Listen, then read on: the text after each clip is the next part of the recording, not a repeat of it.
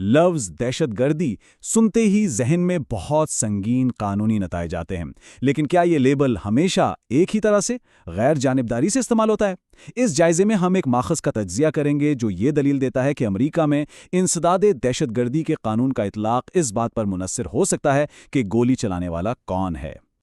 सोचें, एक खबर आती है, एक हमला हुआ है, और मीडिया फौरन बताता है कि हमलावर का पसे मंजर क्या है। अगर वह खास कम्युनिटी से है तो उसे फौरन दहशतगर्दी करार दे दिया जाता है। माखज़ अपनी बात का आगाज़ इसी जाने पहचाने मंजरनामे से करता है। लेकिन फिर एक तसही आती है, हमलावर की शनाख्त बदल जाती है और उसके साथ ही पूरी कहानी बदल जाती है। अचानक दहशतगर्दी का लफ्ज़ गायब हो जाता है और उसकी जगह ले लेता है ज़हनी अदम इस्तेहकाम। माखुज़ कहता है कि यही वो तज़ाद है जिस पर गौर करना ज़रूरी है। तो ये तज़ाद हमें कहाँ ले जाता है? चलें देखते हैं कि इस तज्ज़िये में हम क्या क्या जानेंगे। हम मीडिया की कवरेज से शुरू करेंगे, फिर उन कवानीन की तारीख का जायज़ा लेंगे, एक बहुत अहम केस स्टडी देखेंगे और आखिर में माखज़ की तरफ से तजवीज़ करदा कुछ कानूनी इस्लाहात पर भी बात करेंगे। तो सबसे पहले बात करते हैं इसी दोहरे मियार की। माखज़ का कहना है कि तशद्दुद की रिपोर्टिंग में एक गहरा तासुब मौजूद है और यही वो बुनियाद है जिस पर इंसदादे दहशतगर्दी के कवानीन के बारे में पूरी बहस खड़ी की गई है। मतलब यहाँ नुक्ता ये है कि दहशतगर्दी सिर्फ एक लफ्ज़ नहीं है। माखज़ के मुताबिक ये लेबल अक्सर हमलावर कौन है उस बुनियाद पर लगाया जाता है और इसके नताइज किसी की ज़िंदगी और मौत का फैसला कर सकते हैं। और यहीं से मौखिज़ अपना सबसे बड़ा और शायद सबसे चौंका देने वाला दावा करता है, एक ऐसा दावा जो इन कवानीन के असल मकसद पर ही सवालिया निशान लगा देता है। ये है माखज़ का मरकज़ी ख़याल कि ये कवानीन अमेरिकियों की हिफाजत के लिए नहीं बल्कि इसराइल के सियासी मफादात के तहफ़्फ़ुज़ के लिए बनाए गए थे।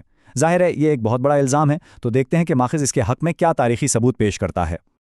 इस दावे को समझने के लिए हमें थोड़ा माजी में जाना पड़ेगा। माखज़ हमें अमेरिकी इंसदादे दहशतगर्दी कानून की तारीख दिखाता है और हैरानकुन तौर पर यह कहानी 9/11 से बहुत बहुत पहले शुरू होती है।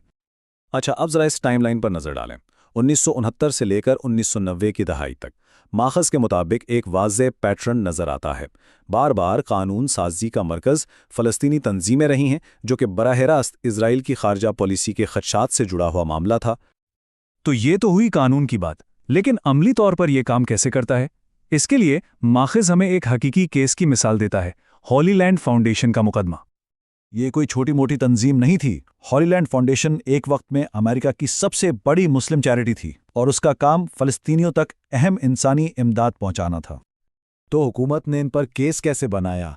उनकी दलील बहुत सीधी सादी थी, 3 हिस्सों में। पहला, फाउंडेशन ने मकामी कमेटियों को इमदाद दी। दूसरा, ये कमेटियां हमास के कंट्रोल में थीं। और तीसरा, इसलिए फाउंडेशन ने दरअसल दहशतगर्दी को मादी मुआवनत फराम की। इस मुकदमे का एक सबसे मुतनाज़िया पहलू था एक गवाह। अमरीकी हुकूमत ने एक गुमनाम इस्राएली इंटेलिजेंस ऑफिसर को बतौर माहिर गवाह पेश किया। एक कानूनी माहिर के मुताबिक ये एक बेमिसाल कदम था, क्योंकि दिफाई वकला के लिए इस गवाह को चैलेंज करना तकरीबन नामुमकिन हो गया था। और यहीं से जवाबदेही का एक बहुत बड़ा सवाल खड़ा होता है। एक और माहिर ने निशानदेही की कि अगर एक गुमनाम गैर मुल्की एजेंट झूठ बोल भी दे तो अमरीकी अदालत उसे जवाबदार कैसे ठहरा सकती है? होली लैंड का केस हमें एक बड़े सवाल की तरफ ले जाता है। दहशतगर्दी की तारीफ कैसे की जाती है और माखज़ के मुताबिक ये तारीफ खुद एक सियासी हथियार कैसे बन सकती है? यहाँ पर माखज़ के मुताबिक इंसदादे दहशतगर्दी कानून के 2 बिल्कुल मुख्तलिफ नज़रियात आपस में टकरा रहे हैं। एक नज़रिया ये है कि इस कानून का मकसद अमरीकियों को तशद्दुद से बचाना है, जबकि दूसरा नज़रिया ये है कि इसे किसी दूसरे मुल्क की खारजा पॉलिसी को आगे बढ़ाने के लिए एक आले के तौर पर इस्तेमाल किया जाता है।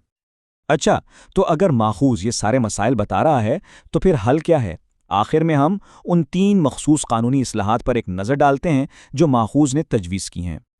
ये इस्लाहात 3 बुनियादी उसूलों पर जोर देती हैं। पहला, जवाबदेही, यानी फैसले खुफिया एजेंसियां नहीं बल्कि मुंतखब नुमाइंदे करें।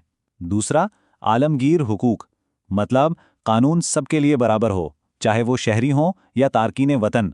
और तीसरा, वजाहत, यानी मुज़ाहमत और दहशतगर्दी के दरमियान एक वाज़ेह कानूनी लकीर खींची जाए। और ये सब कुछ हमें वापस उसी बुनियादी सवाल पर ले आता है जिससे माखज़ ने अपनी बहस शुरू की थी। एक तरफ जायज़ सियासी मुज़ाहमत है और दूसरी तरफ बेगुनाह लोगों को निशाना बनाने वाली दहशतगर्दी। माखज़ हमें ये सोचने पर मजबूर करता है कि कानून इन दोनों के दरमियान फ़र्क कैसे करे और सबसे अहम बात, किसकी शराइत पर करे।